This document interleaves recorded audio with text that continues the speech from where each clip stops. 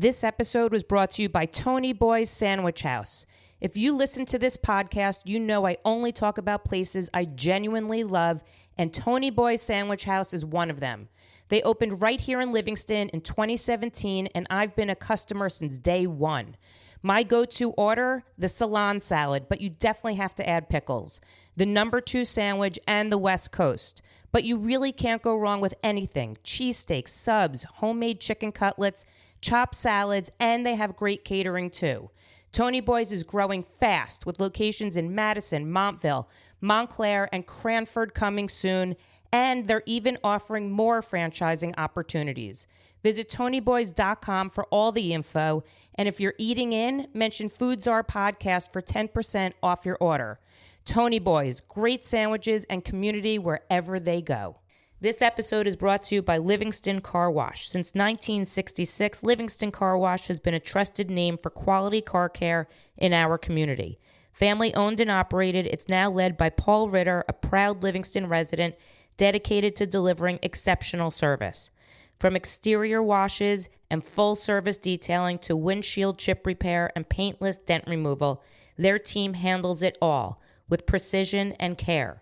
Conveniently located at the Route 10 Circle in Livingston and open 7 days a week, Livingston Car Wash combines decades of expertise with a genuine commitment to the community. Drive clean, drive local, drive with confidence. Livingston Car Wash.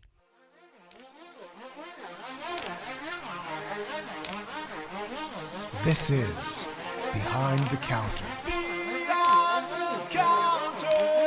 With the Food Czar. Here's Heidi. Welcome back to another episode of Behind the Counter with the Food Czar, which is me, Heidi Blum. Today I am sitting with a very special guest. I'm sitting with Chef Roberto Carnero of Warique in Belleville. And I met Chef Roberto, it was over the winter because I remember the snowbanks being very high. And the minute I met you, I fell in love with you. Thank you. Your energy, your heart, your everything, you can just feel it, you can see it, and you definitely feel it in your food for sure.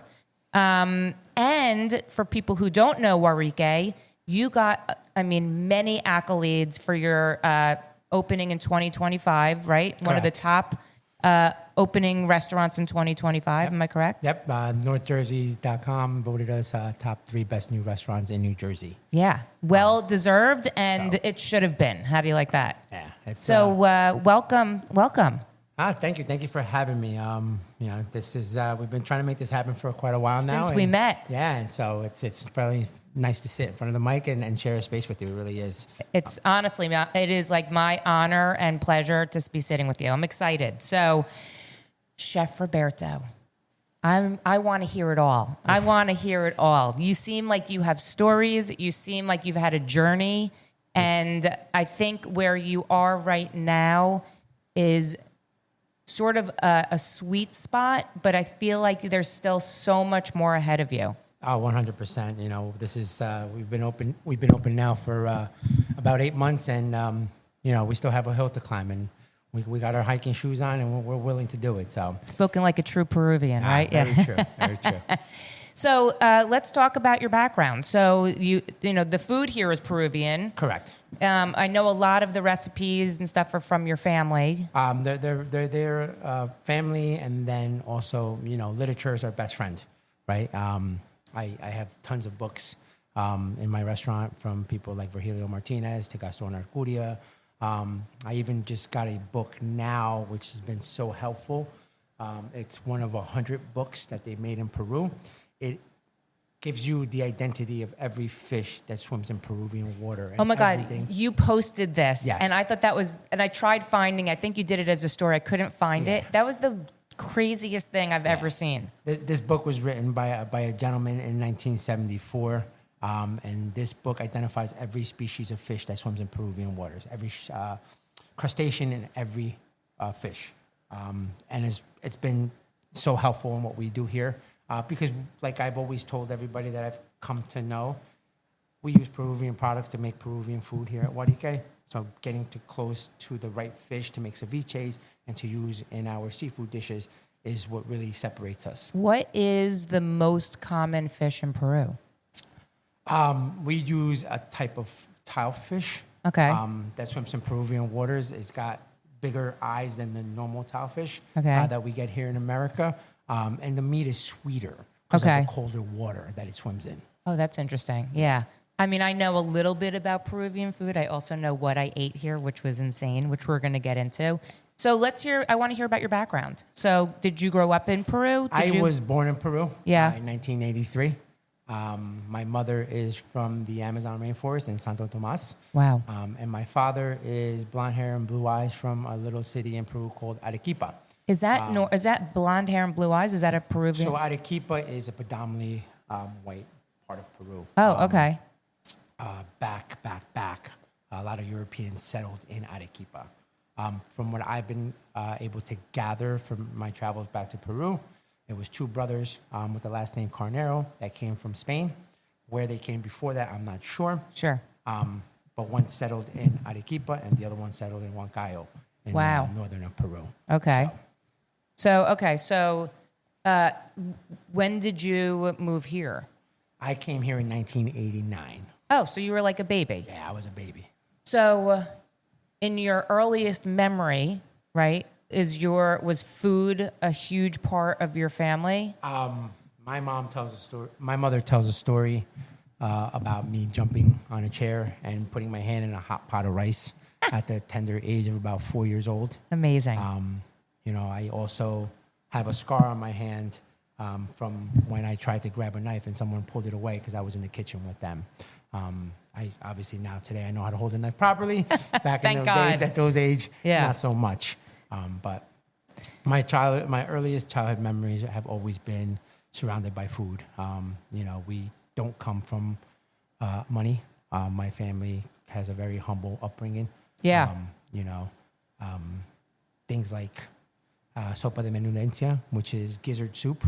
Oh. It's one of the most revered dishes that I love till today. Yeah. I'm actually trying to come up with a Warique version of this soup to present in the winter. Interesting. More, upscale version of it, but with the same flavors. And that's what we do here at Warique, right? We take those classic recipes that grandma and grandpa made, and we kind of give it a little bump, a little notch up or two. So you grew up, I know, right here in Belleville, right? I did. Belleville, New Jersey's home.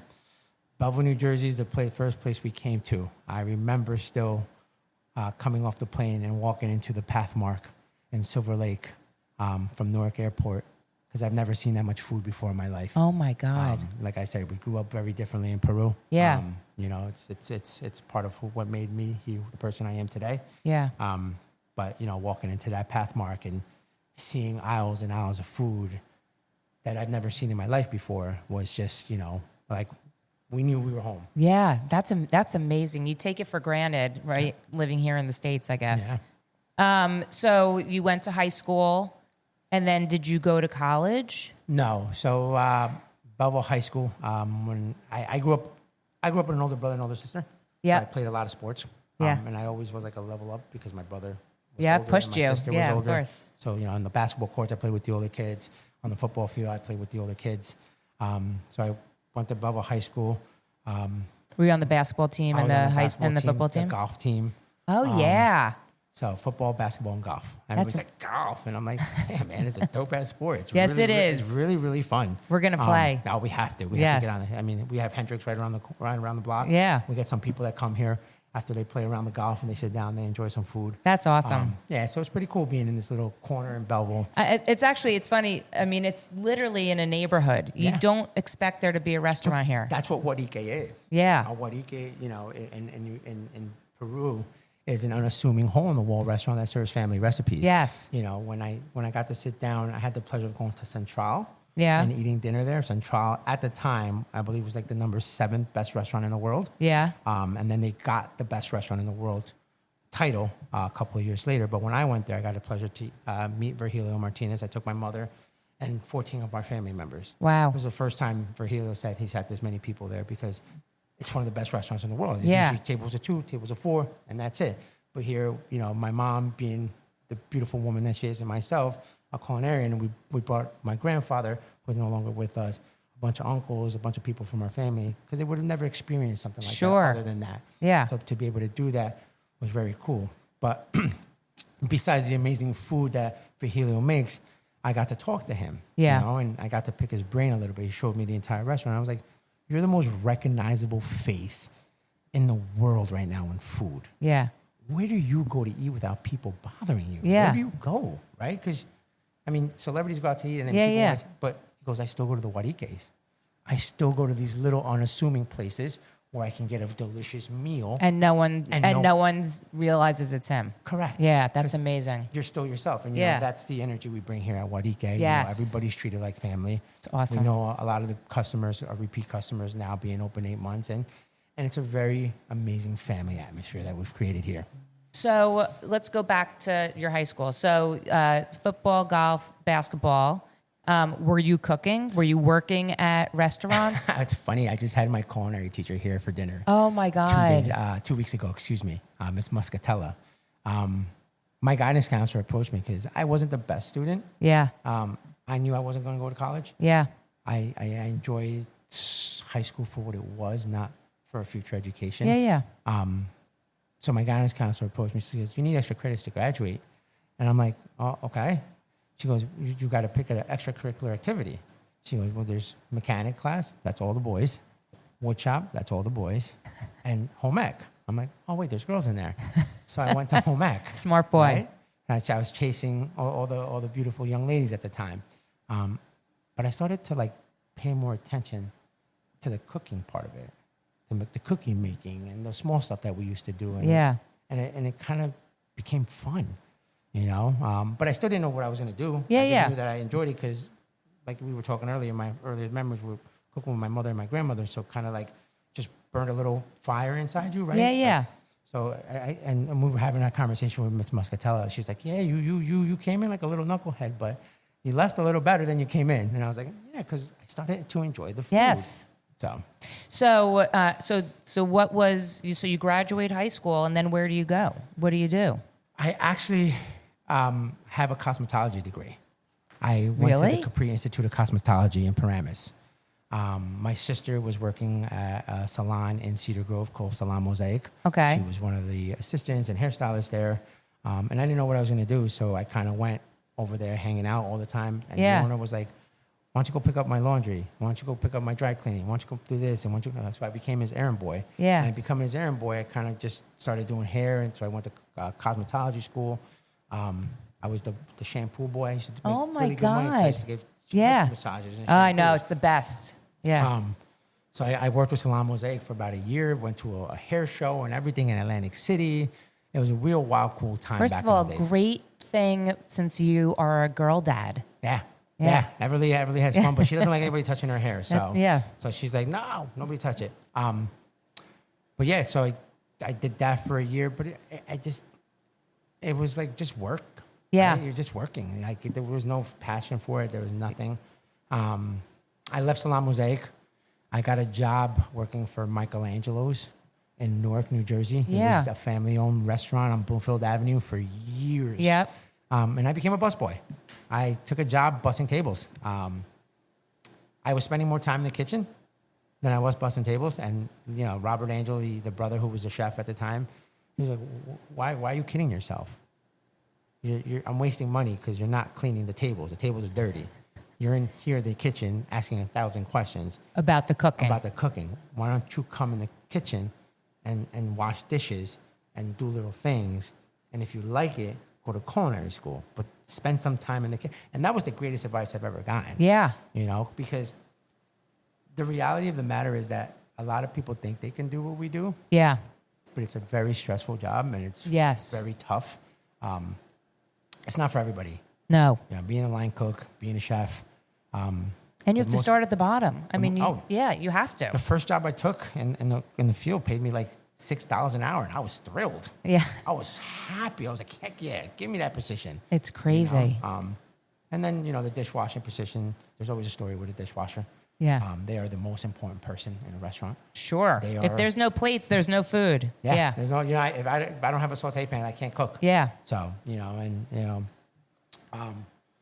So so being in the kitchen, washing dishes, were you asking a million questions? Were you all of a sudden gravitating I would do a towards little thing like, at that time, picking basil, picking parsley. Yeah. For decoration was everything. I would get things from the walk-in box. I would clean burnt sugar and burnt honey. It was the worst. Burnt tomato sauce at the bottom of the pan. So you learn something by starting at the bottom. Yeah. Right? You learn how you don't want to be treated. So it's a very important, and I say that to people. If you want to really be in this career,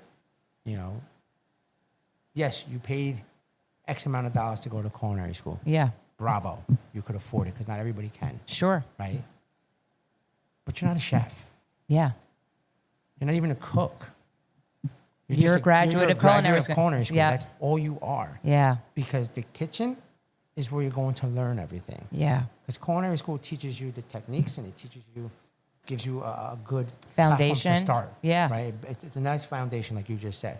But the rest is in the kitchen. Yeah. And you got to be able to do it because there's going to be people in that kitchen who never went to culinary school that are going to be a lot better than you. It's so true. Humbling experience. It is a very humbling experience. So did you go to culinary school? I did. I went to the French Culinary Institute in Manhattan. Okay. It's no longer there. Yeah. It's now the International Culinary Center. It merged with ICE. Yeah. And they became one after COVID. It was fun. Jack West Pepin was there. Daniel Boulud was our dean. Oh, wow. So I just actually got to see Jack West at the Food and Wine Show. And I was like, you were a dean at my school when I went there. And oh, my God. And it's like a full circle moment, right? When you get to see all these people who you've always idolized and now you're... There are a lot of New Jersey chefs. What's that? That's the phone. Oh. The phone's always ringing here. There's a lot of New Jersey chefs that went there. I feel like, were you in class with any of them? No. So the one person who we didn't really go to school together, but we were at the same school. Yeah. Is a good buddy of mine, a good friend of mine. We actually use his pasta here at the restaurant. Michael Cosenza. He went also to the French Culinary Institute. We both went to Belleville High School. Oh, that's so funny. We both went to French Culinary, and we're both in the field. What's his pasta? Mike's Pasta Shop. Sure. Yeah. Yeah. And he makes just a little guy named Mike's Pasta Shop. It's come really on. Good. Listen, yes. It's really good to be friends with really talented people. That's amazing. I've never been, and I need to come. And the collaboration is what it's all about, right? Because he does something, like I can make pasta. I was taught how to make pasta, but the man makes amazing pasta.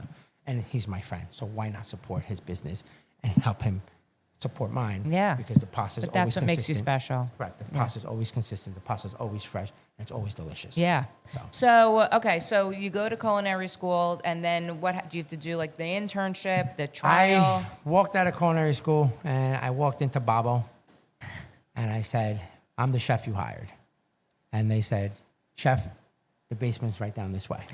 So I went down to the basement, and I peeled potatoes. I cleaned carrots. I did onions for about 3 months. Then I was allowed to do other things. Yeah. But I wasn't allowed to use a knife. And this is why I always say culinary school is just a platform, take the next step, and then take the next step after that. They wouldn't let you use a knife? No, I didn't go upstairs. I was at Babo for about 1.5 years. Yeah. And probably at like the year mark, I was able to go and cook. Wow. Like little side dishes. But that was the way it was structured back then. Yep. Right. I've been doing this for over 23 years now. 20 years ago, you humbled yourself. You walked in. Was it Mario Batali back then? Mario Batali was back then. Yeah. Wow. It was a fun place. It was a fun place to work. And then after about a year and a half, I left there, and I worked for another small time guy called Bobby Flay. Oh, I think I've heard of him. On 57th Street and 7th Avenue, Bar Americana. Yes, of course. And I got to cook a little bit. Yeah. And spend some time in those kitchens. Then I had enough with New York City, the traveling and all that jazz. It becomes beats you down, yeah. And I got a job with the Harvest Restaurant Group. I was a chef at Summit Roots Steakhouse in Summit, New Jersey. Yes. I helped open the Morristown location. Wow. After about being there for 2 years. Yeah. So that was where I really earned my stripes and learned what this business was really about. The Harvest Restaurant Group is one of the top groups in New Jersey. Yeah. They have over 10 restaurants all over Route 10 and Livingston Yes. and Grotto and all those places. Yeah. Ocean Prime now, they have a whole bunch. And they're all good. But yeah, I remember working over there with Chef Steve Wachowski. And like, once again, walked in, got a job, did a trail, started making sides, Brussels sprouts, mac and cheese. Everybody's favorite, by the way. Yeah. Mac and cheese, all those good jazz. And then, I remember I took that job. It was like, honestly, it was like $9 an hour. And someone was like, the guy that cooks fish makes $10.50. I was like, okay. So I cooked fish. Yeah. About 2 months later, got that job. Then they were like, the other guy makes $1 more, $11.50. Doing what? And he was the meat guy. Okay. He's on the broiler. Then I got his job. And I was like a sponge. Chef Steve Wachowski was not a famous chef in New Jersey. Yeah. But when I tell you he was probably one of the best chefs I ever learned from, his OCD, his organization, Yeah. the way he did things, the way we were ready for service. Root Steakhouse ran Yes. like a clock. I mean, it would opened up with a bang. We would do like 700 covers on a Wednesday. Friday nights were a line, reservations started Yes. at 4:30. And I remember this one time we were cleaning. It's like 11:30 at night. And he's like, the New York Jets want to come in for dinner. Oh my. Can you guys stay? And we all looked at Chef after getting beat up on a Friday night. I think it was like, I don't know, crazy number, like 1,000 people. And we were like, yes, Chef. Because that was the kind of person he was. Yeah. You wanted to go and do that. The extra thing for mile. him, Yeah. And so worked for them for a while. Left them and went to work for Ryan DiPersio Yes. over at Botello. Yeah. Botello is another behemoth of a restaurant. Yes, it sure is. From doing weddings every weekend to a la carte service. That is where I learned how to cook pasta. Ryan's restaurant at Botello made me a man. Did you learn from Ryan? Yeah. Yeah. Ryan was there. Did you ever go to Fashina when he had it in Montclair? I did. I helped out Yeah. one time with him. He needed help over there, so I helped out over there. Yeah. And that was his baby. We had talks about me going to go lead that kitchen at one point, but that kind of fell through. Yeah. Because the kitchen step had just lost their chef, so they were like, "Why don't you go to the kitchen step?" So I became the executive chef of the kitchen step. Yeah. But at Botello, everybody gets a pasta for an appetizer. Some people get pasta for a mid-course. Some people get pasta as their entree. So at any given moment, you are picking up 6 to 12 pasta dishes. Wow. And Ryan tasted all of them. Really? Ryan, that was his baby. That's how he got his name. He is one of the top chefs in New Jersey. Yes. Because his restaurants demand excellency. Yes. And that's how he is, and that's how we worked. Yeah. And today all my pasta dishes are like, people come here and have pasta dishes at Warique, a Peruvian restaurant, and they're like, that's a really good bowl of pasta. And I tell them how I learned how to cook pasta. 'Cause Yeah. You have to, Pasta's not a Peruvian. So Peru is a beautiful place for the many influences that it has. Right. A lot of people today know the Japanese influence from the cake cooking, which Maido has made famous. Maido was the best restaurant in the world a year or two ago. Right. And they do the Japanese Peruvian fusion. Okay. We also have Chifa. Chifa is the Peruvian Chinese fusion Wow. from the Chinese immigrants that came and helped build the railroads Yeah. in Peru. But before that, and it's a part of the Peruvian culture that most people really don't talk about, and I don't know why, but it was the African influence in the comida criolla. There was actually more African slaves in Peru than there ever was in America. Whoa. I didn't know that. And it's a revered part of our food scene. La comida criolla is delicious. It's amazing. It's African influence. It's Caribbean influence in Peru. Yeah. The anticuchos, which is skewered meat, comes from their influence. Ají de gallina, which is leftover meat that the master wouldn't eat. Yeah. They would pick off the carcass and make a delicious meal out of it. Amazing. They made do with what they had, and they created this whole gourmet cuisine from it, and it's delicious. Wow. Oh, yeah. And then lastly, between 1840 and 1890, there was about 400,000 Italians that came to Peru. And that's where we get our tallarines verdes, our tallarines rojo, sopa minestrone. The jalea, which is deep fried seafood, comes from the calamari set of Italy. Wow. Deep frying things. So, Peruvian food is a mixture of everybody's food. Yeah, it's like and that's very what makes diverse, it sounds like, and, yeah. I've had the pleasure of seeing Peru like a lot of people haven't. I'm not only a kid that was born in Peru, so I go back to see my family, but I get to eat. Yes. Not only in the markets, but at Central. Not only at Central, but in a Warique, on a stall in the corner of the street. Like, yes. I get to see it The in real a very experience. different view than most Yeah. people do. So, so at Patello, you're doing the pastas, and then where does that take you? To the kitchen step. Okay. The kitchen yeah. step. Like I said, they had just lost. We were working at Patello. There's 30, 40 cooks. It's a huge kitchen. I just saw it. Yeah. One chef de cuisine, and then obviously Ryan, who is the owner and executive chef. Yeah. And as fun as Patello is, you're doing weddings Friday, Saturday, Sunday. You're doing 10 cases of Brussels sprouts, 400 pounds of short rib. You're wilting 30 cases of spinach. Like, it becomes a lot. And you're just like, I want to cook. So when the kitchen step position opened up, Kitchen Step was their smaller restaurant in Jersey City by Grove Street on Jersey Avenue. I just jumped on it. They offered it to me, and I was like, yeah. And, we hit the floor running a little bit. Ryan was like, this is what this is how it's going to be, and this is what you should expect. And it was, for the most part, but then, it got really busy. Yeah. Really quickly. I'm sure. I remember Ryan saying, oh, you're going to do 100, 120 for brunch.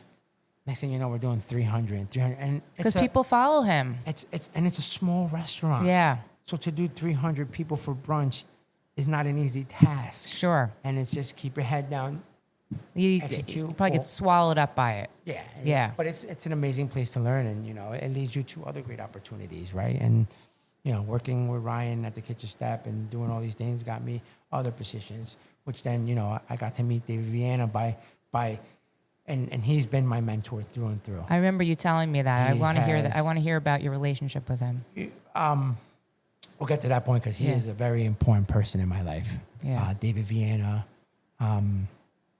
wasn't just a mentor; he was a friend, and he's so empathetic. He's so down to earth. He knows what this world can do to you and how quickly it can swallow you up. But he's just a really, really good human being. Yeah. And we'll definitely talk on that. Yeah. He's up there for me. Yeah. So, but the Kitchen Step was fun. That led me to working at. I got a little stage with the White Horse in Jersey City, and they had another restaurant down the. I forget the name of it, but I was there for about 2 years.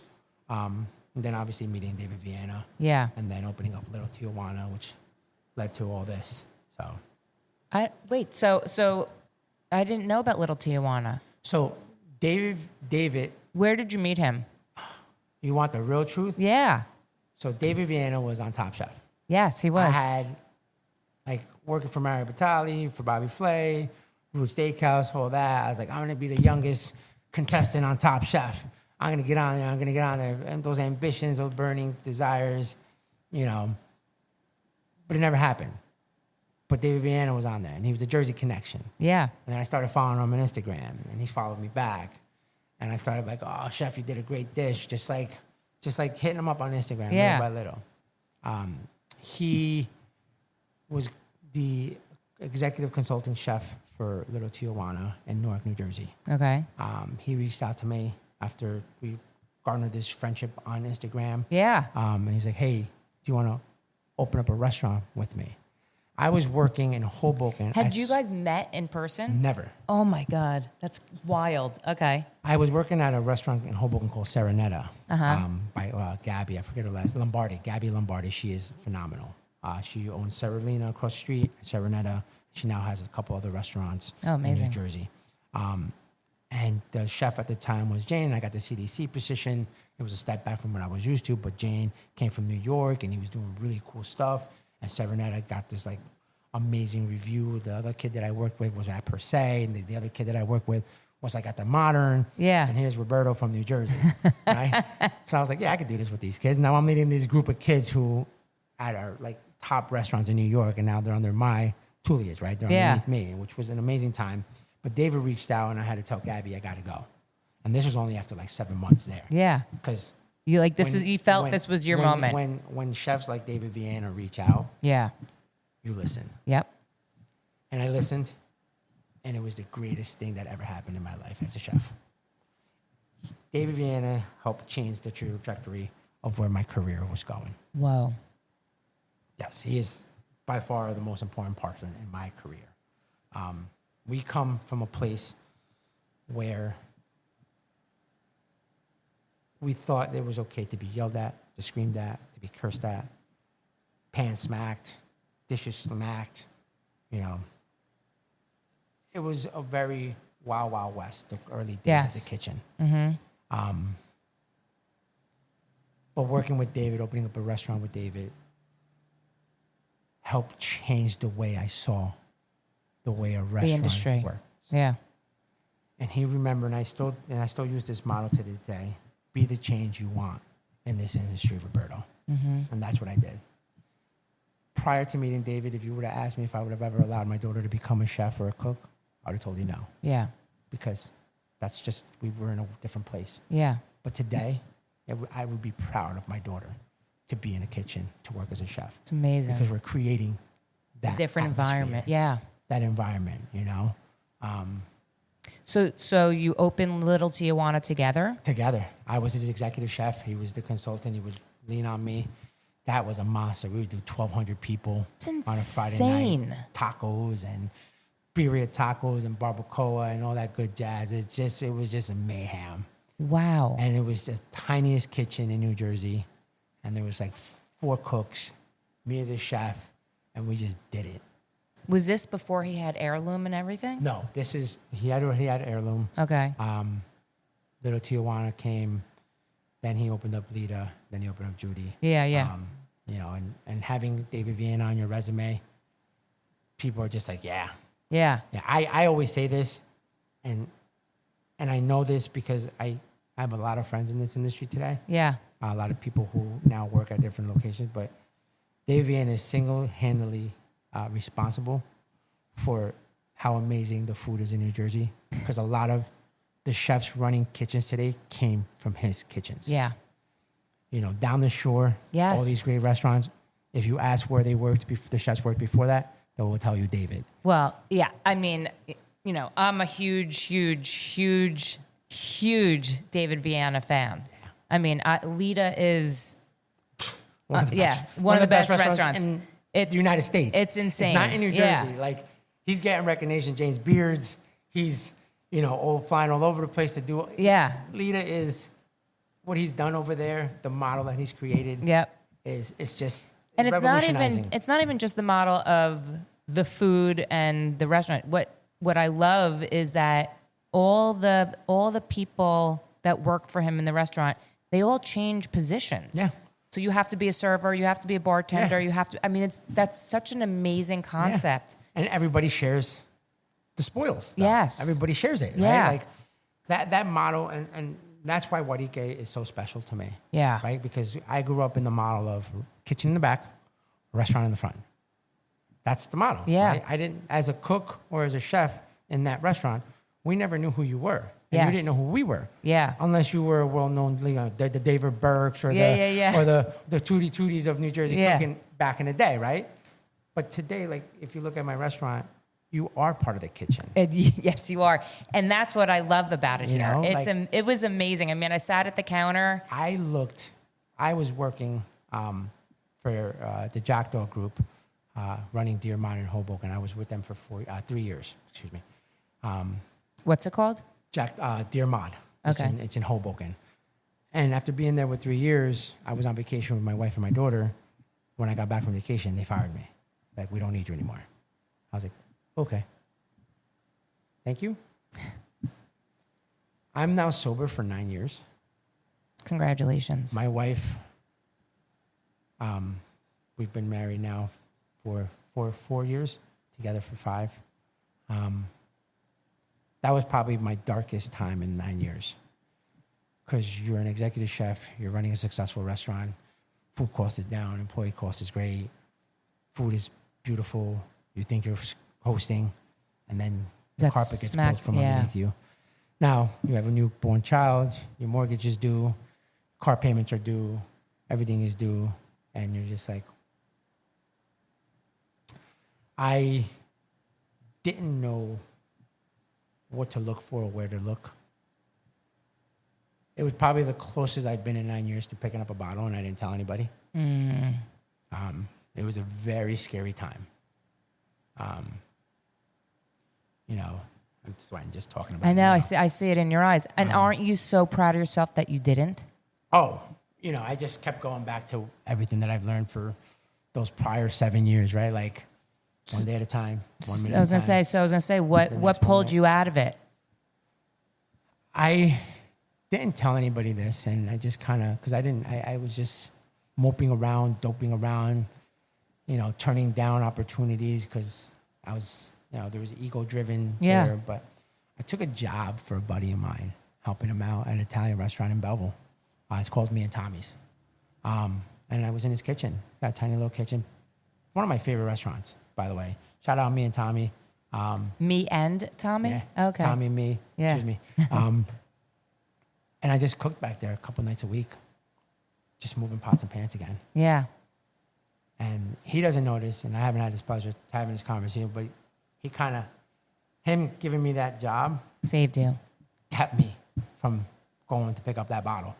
Like just going in there and just moving saute pans, doing what I normally was doing for, you know, a very long time. And I would do that 2 times a week, and I did it for like, I don't know, 3 months. 4 months. Yeah. Just quietly, me and him back there just cooking, getting things done. How long ago was this? This is like 4 years ago now? What? When you were working for him, when all of this happened? I was let go of the Armad last year in April. Oh, wow. Last year in April. And I was working with him probably by, June, July. I worked with him. It just kept me focused. Wow. Kept me away from doing something that I probably would have regretted for the rest of my life. You know, seeing Everly every morning, seeing my wife every morning also gave me that will to continue on what I'm doing. You know, sobriety doesn't stop because you stop drinking. Sobriety is every day, everything you do, making sure that everything is. It's a lifelong journey. Yeah. You know, and listen, I'm not perfect. None of us are. There's the scariest part of sobriety is not the failures. And I've said this 1,000 times to people. The scariest part of sobriety is the happiness. Because you say to yourself, man, I've done something. I deserve a drink. Or, man, let me pat myself on the back.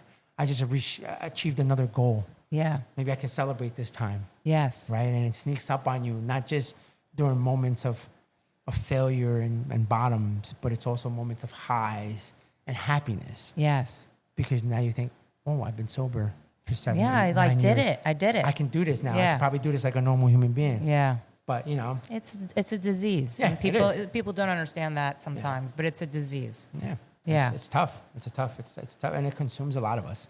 It consumes a lot of people. Do you go to meetings and stuff? No. I did in my early sobriety. I did for like the first 5 years. Yeah. Now I just kind of help myself. I did something cool in Peru. It's called ayahuasca. Oh my God. Yeah.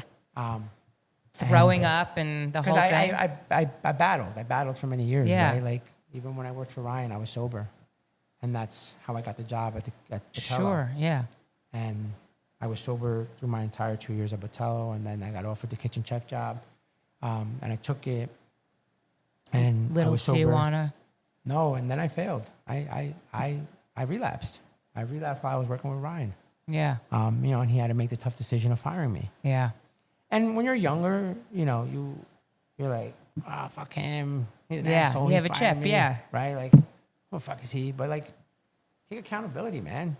And it wasn't until after. Probably the best thing that he did for you. Yeah. Right? And you got to take accountability. I fucked up. Yeah. I drank again. Yeah. I failed him. Yeah. I failed me. I failed everybody around me. Because once again, at that time, it wasn't nothing terrible that happened.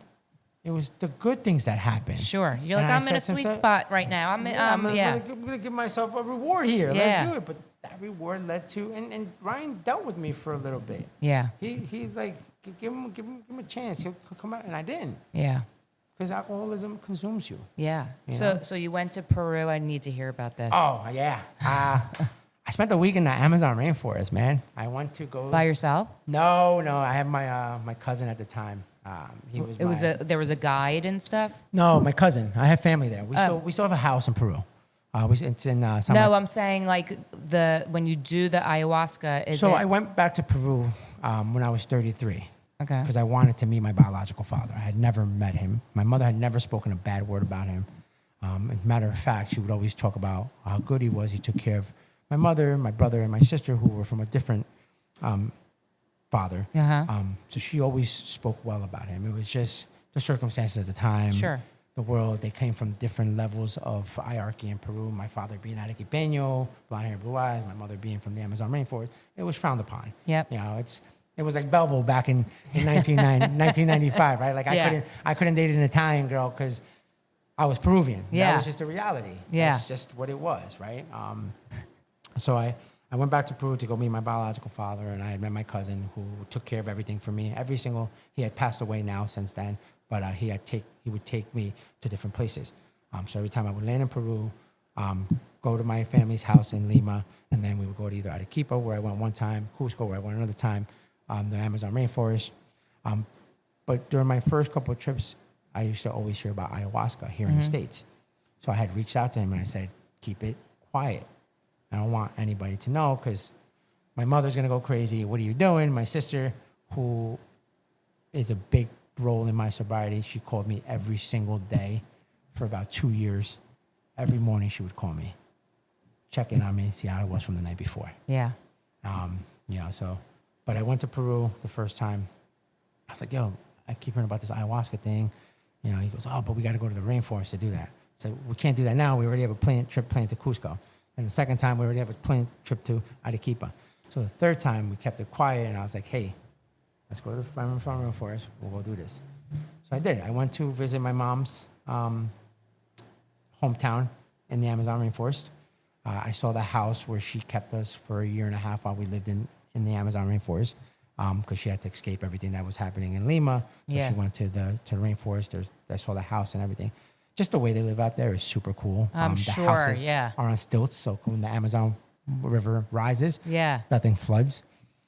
So like you got to walk up these steps to get to the main home, which is 30 feet in the air. Wild. So I went to Iquitos. It took so long because you got to find the right person.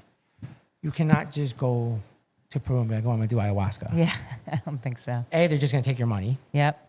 That's one. They're going to just blow some smoke in your face, give you some water from the Amazon rainforest and say you did ayahuasca. Yeah. Which happens to a lot of people. I'm sure.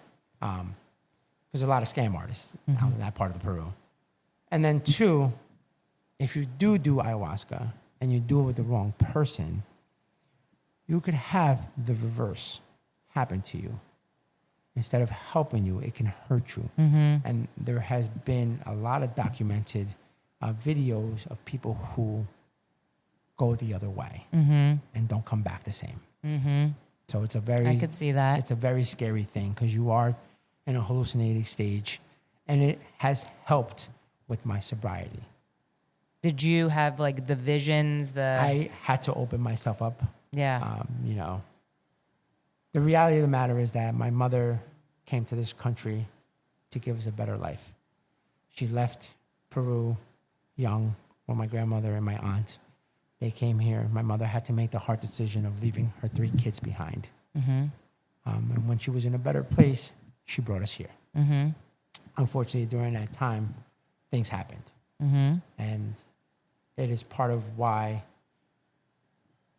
I became the person that I was an alcoholic and a drug addict early on in my teenage years and in my early career, because I was hiding demons, and I didn't want to come to terms with them. Yep. So you masked it with. So I masked it. Yep. But when I did ayahuasca, it helped relieve a lot of stuff And release it. And release it. And talking to my mother too helped. So today I'm in a better place as a human than I ever was when I was younger. But ayahuasca is a trip. Yeah. It's no pun intended. It's a trip. You know, from the liquid concoctions that they make, to all the things that they burn, and you sweat and you just throwing up. I mean, I've seen some of the and documentaries. it's true, right? Yeah. But it's true. A lot of what we do is a lot of what we absorb today, right? The energies, the auras, the spaces that we go into. Yeah, like, you have to release the toxins. We consume a lot of these things just by walking by people or being in the incorrect room. Yeah. Today, if my wife's not in there, I'm not in there. It's just the way we roll, right? Like, if you're gonna invite me out to dinner, you gotta invite Everly. Yes. We're a family. That's how we do. Like Everly, and I laugh because my wife thinks I'm crazy, but Everly has had more Michelin star dinners at her 3 years of age than most adults have. Isn't that amazing?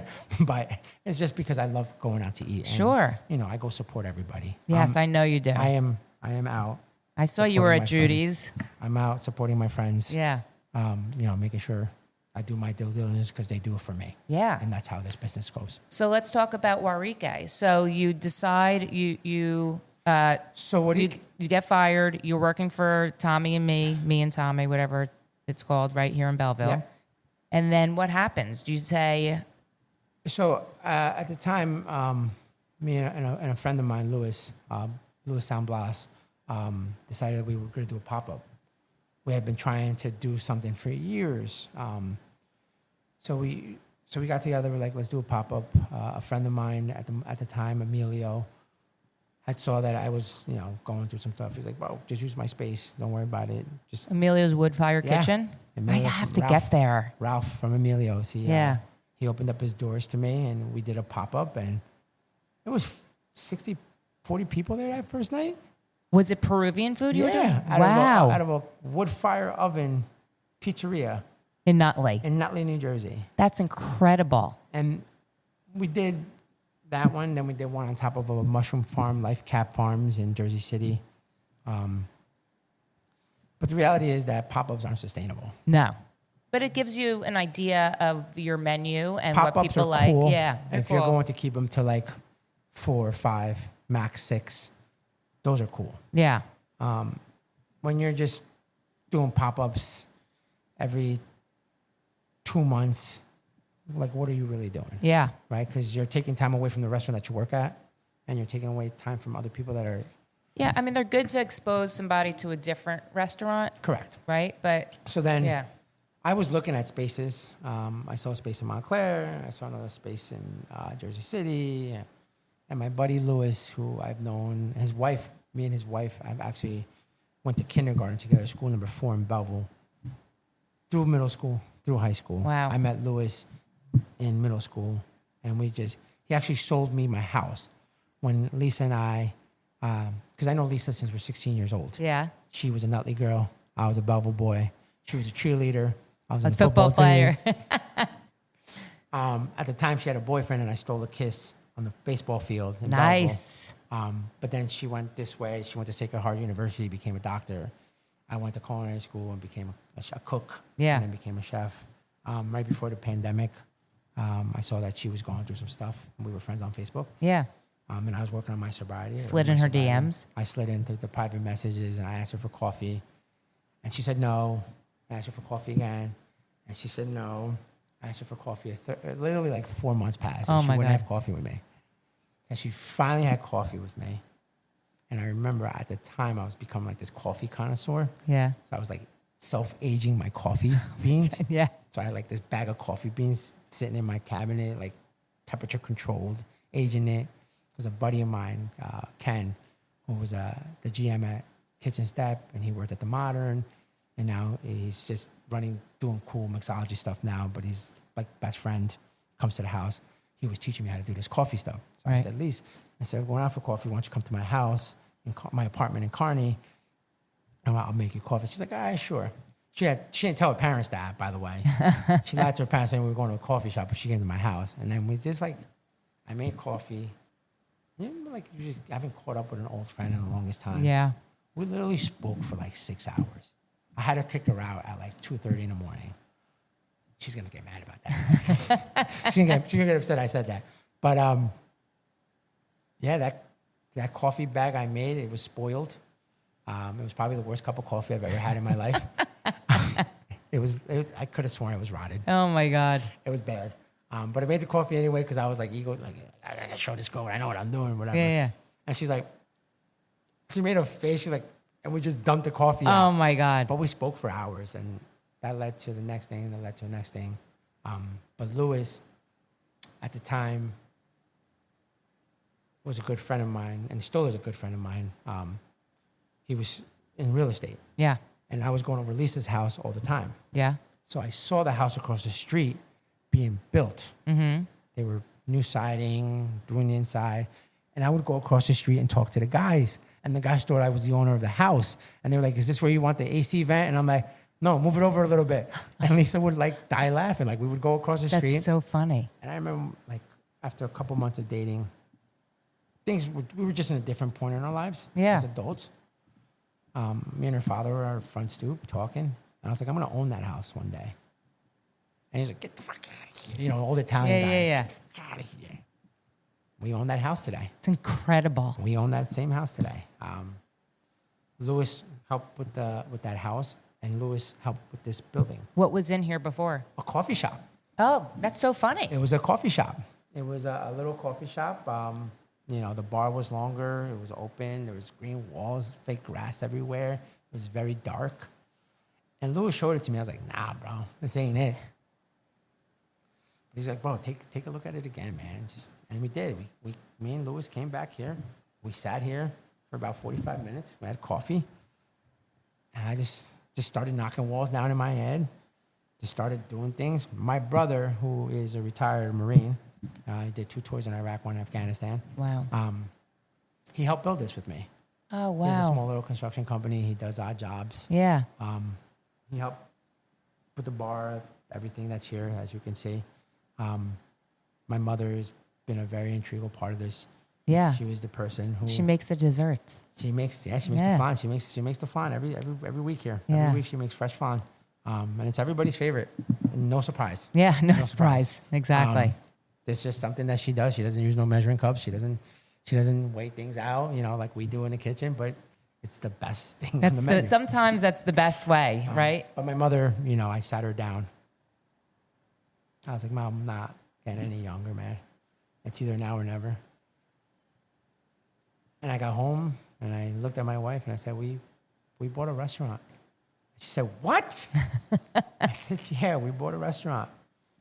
She called my mom right away because she knew who enabled me. And we rented the space. We started working. Louis, you know, San Blas, who I was doing the pop-up with, was my chef at the time. He was my right-hand man. He's now doing his own beautiful thing out in Jersey City. Amazing work that he's doing out there. Really, really talented cook. Wish him the best of luck. But, you know, the other people stepped up once he left, and Warique has blossomed into what it is today. So you opened your doors when? Our friends and family was the funniest thing. I was trying to pack this place. I just wanted to see, like, Botello numbers. Yeah. Like kitchen step numbers. This whole dining room was set up differently. It was the funniest thing I've ever witnessed in my life. I know how to cook. Yes. I know how to run a kitchen. Yep. I know nothing about business. Not a damn thing. So I set this dining room up. It was the wildest thing. People had to ask the other people to get up so they could use the bathroom. People had to get up. And then after that, friends and family, but everybody came out and supported. Everybody had a really good time. Everybody loved the food. I was like, you know what, guys? We got to lose a table. We got to lose a table. It's a small space. How many people does it sit? 26. Okay. 26 comfortably. Yeah. As a la carte restaurant. Yeah. But when we do parties, which we've done plenty of, I've done 3 weddings out of this restaurant. That's insane. 3 weddings. We put the tables together. We put extra chairs on the end. Yeah. You fit 30 people comfortably here. Wow. And Yeah. have a good time. It's amazing. So, so for people who haven't been here, give a little rundown of what your menu is. I know it's amazing. It's amazing. You know, for the first time, I feel like I'm cooking for purpose. Mm-hmm. My menu, I'm not like earlier on in my career, I feel like I was cooking to survive, right? To stay afloat, to pay bills. Still had passion, Yeah. but it was a different cooking. Today, my menu, the way I cook, is down to the core, man. I ripped all the layers of the onion, and I'm at the heart. Warique is not your typical casero restaurant. You know, I love those places. They're amazing. They're delicious. You know, moms and grandmothers are back there cooking. Dads, I go to them all the time. I go to different Peruvian restaurants once a week. Yeah. To support and to love and to taste amazing food that I grew up with. But Warique is not that. Warique was never intended to be that. Warique is my love letter to Peru. Here at Warique, I change the menu every 3 months. And I got this from Virgilio. Virgilio changes his menu by latitudes of Peru's ecosystem. Oh, wow. But I change my menu by different regions of Peru. Oh, nice. Like I opened up with Lima, what everybody knows. So we cooked food from Lima, traditional food that everybody would know. It would get people in the door. Yeah. Today's menu now, this is the second menu that we have, is the Amazon rainforest and Cusco. So our dishes are from my mother's home country and a place that I like, Cusco. Yep. I think Cusco has the best market in Peru. It's by far the most delicious one, with all the fresh cheeses, all the fresh animals, eating from the mountainsides and the goats and all that. It's just different eating out there. But in July, we'll be changing it one more time, but we're going to change it to Arequipa, Puño, and Tacna. Okay. That's a lower region of Peru by Lake Titicaca, which you're going to see a lot of more seafood, more spring dishes, more lighter dishes. Like ceviches and stuff like Yeah, that. so ceviche is, as we know it today, Yeah. was brought to us by the Chinese and the Japanese influences. Oh.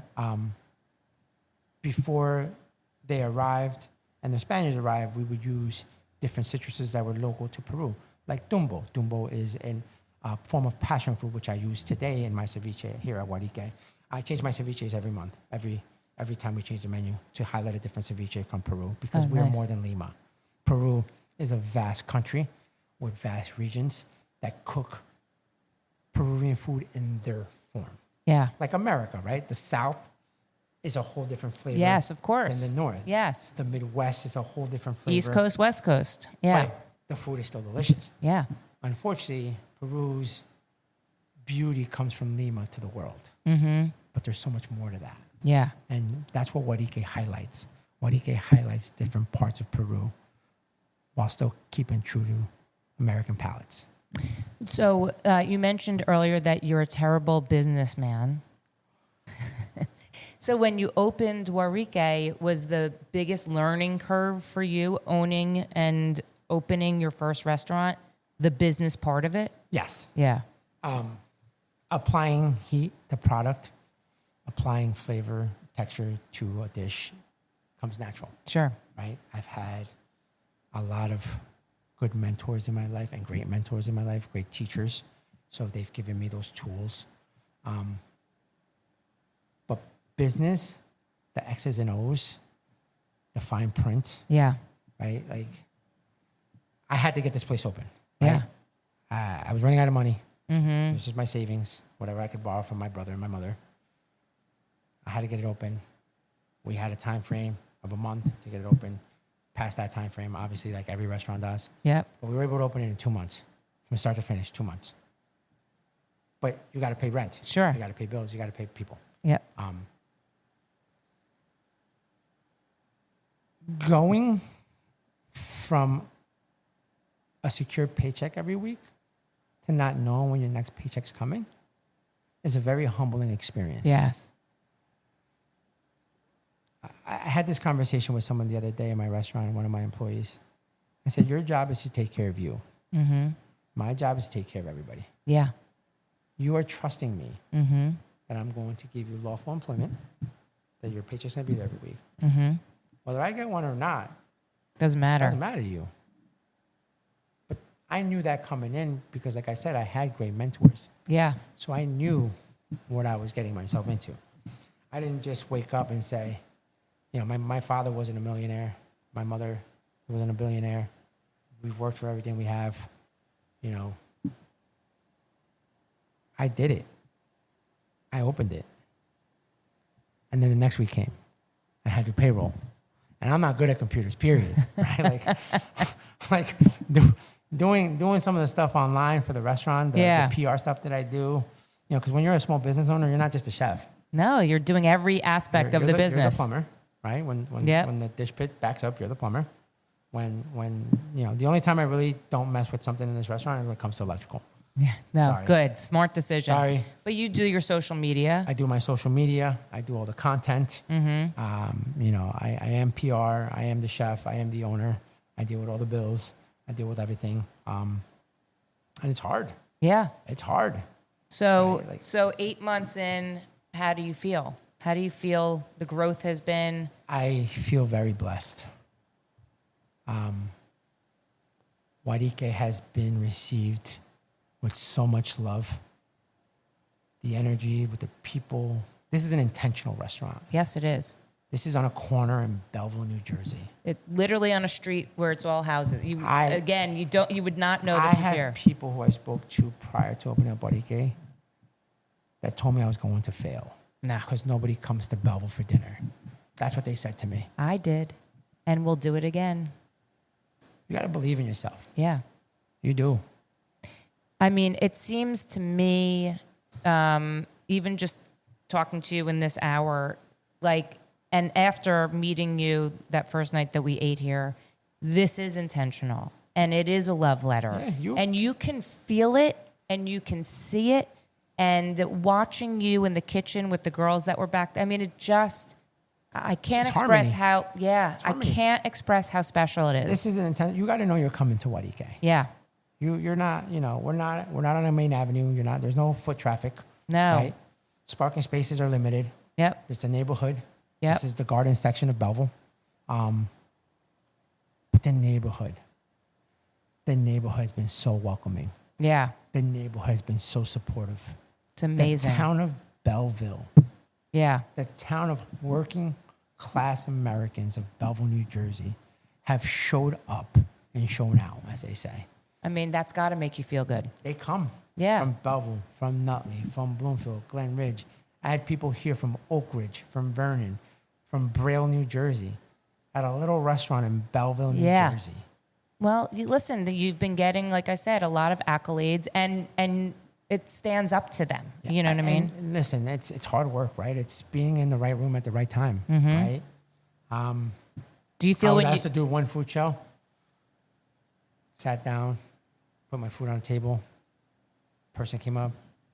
This is the best ceviche I've ever had. I am the Can you do this food show? Absolutely. Then my buddy Mikey from Mike Cosenza was like, you want to do New Jersey food and wine? I was like, yeah, let's do it.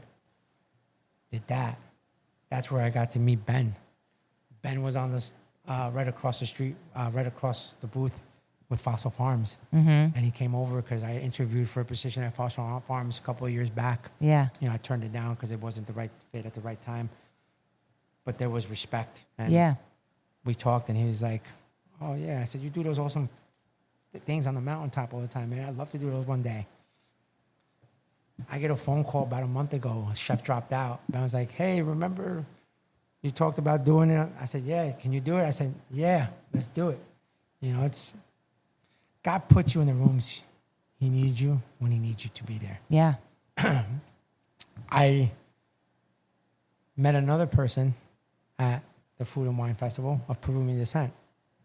I just got a phone call this week after doing the Fossil Farms dinner that they want me to do the Peruvian Chambers of Commerce Alliance in Long Island. It's insane. Like when, people are watching your social media, they're seeing what you're doing, they're tasting your food, they want you to be a part of it. You're doing the right thing. Yeah. And that's what we try to do here at Warique. We're not trying to beat people over the head. We're honest. I'm an honest chef doing honest food, just doing it my way. Would you still do Top Chef?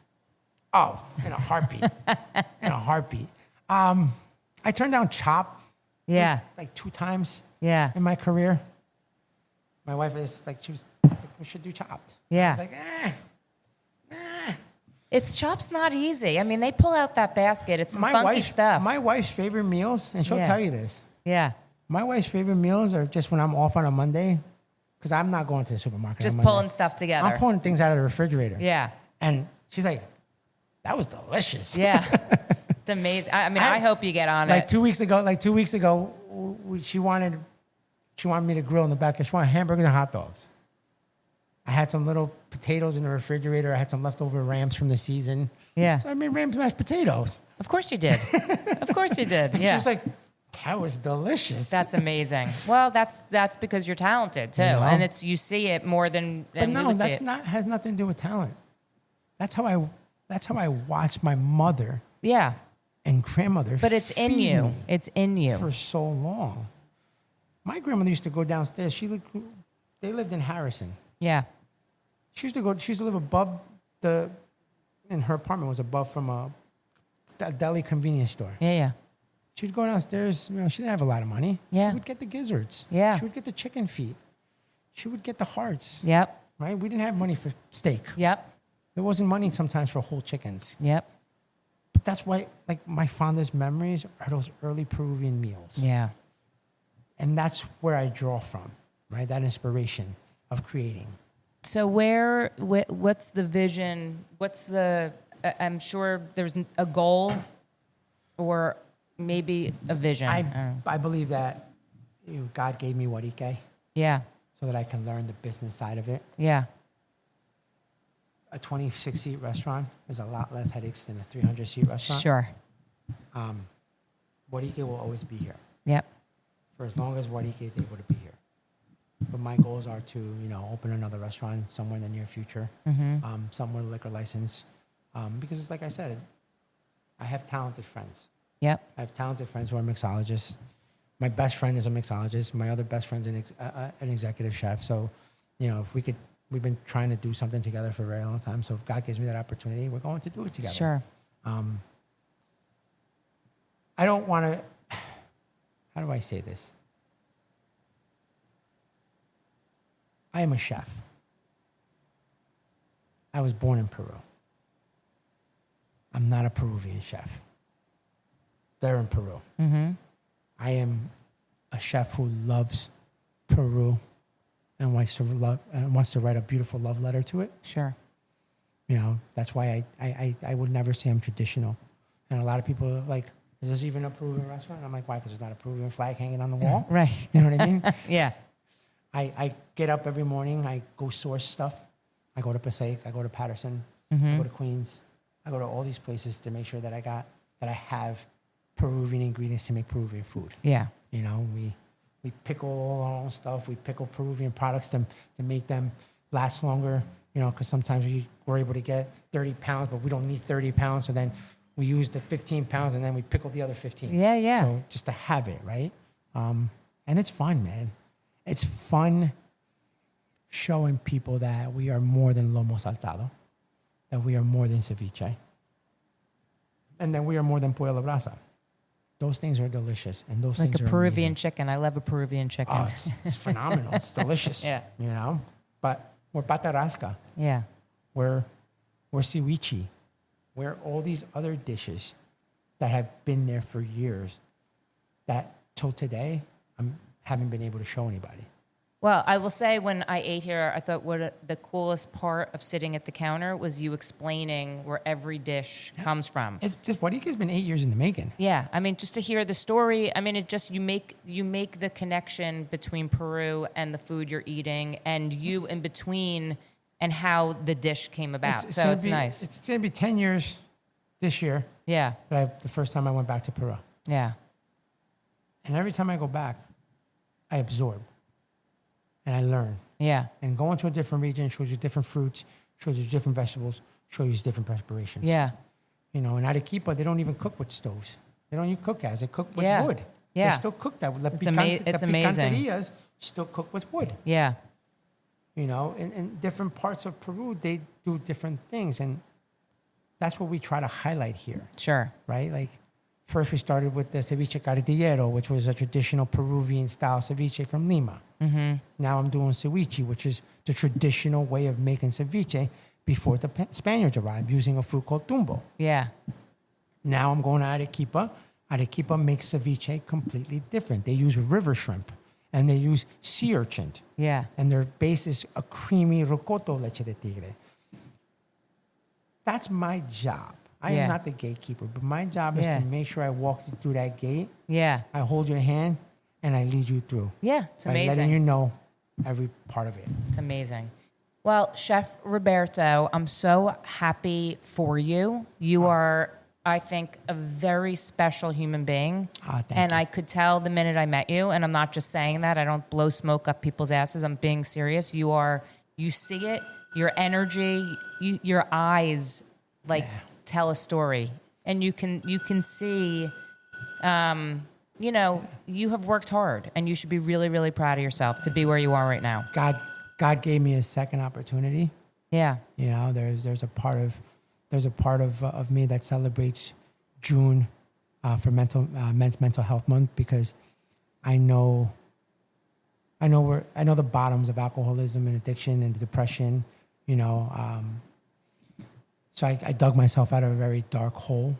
So I've been given this opportunity. Sure. And I use it, right? Warique is not just a restaurant where we serve delicious Peruvian food, but Warique is also where I run Everly's Lunchbox from. Everly's Lunchbox is a foundation that I started for my daughter that helps put hot meals in front of people in need.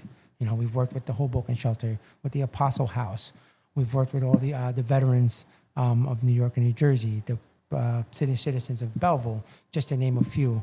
And why is it called Everly's Lunchbox? It's because it's a meal that I would feed my daughter. Yeah. It's going to be hot. It's going to be fresh. It's going to be healthy. I mean, I could cry.